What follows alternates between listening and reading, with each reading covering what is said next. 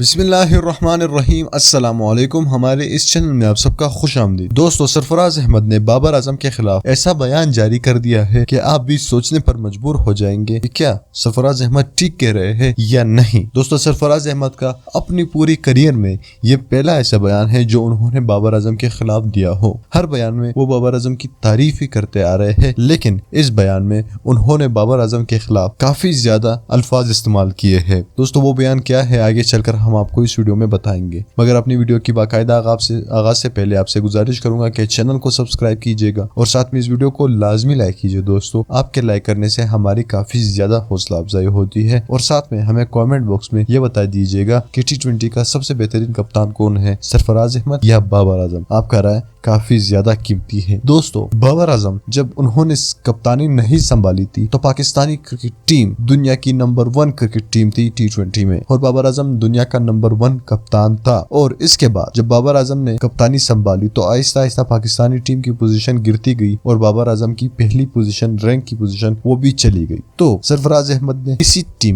اسی پوائنٹ کا انہوں نے ذکر کیا کہ اب نہ ٹیم نمبر 1 رہی اور نہ آپ نمبر 1 رہے۔ یہ کس کو آپ نے کپتانی سنبھالنے کا کہا؟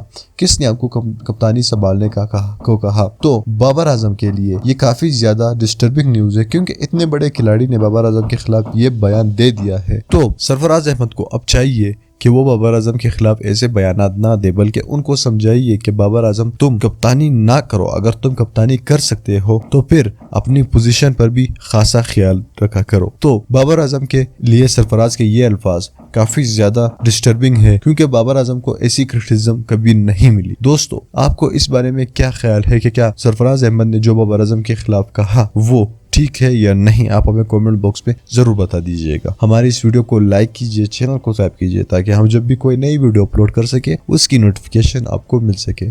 اللہ حافظ۔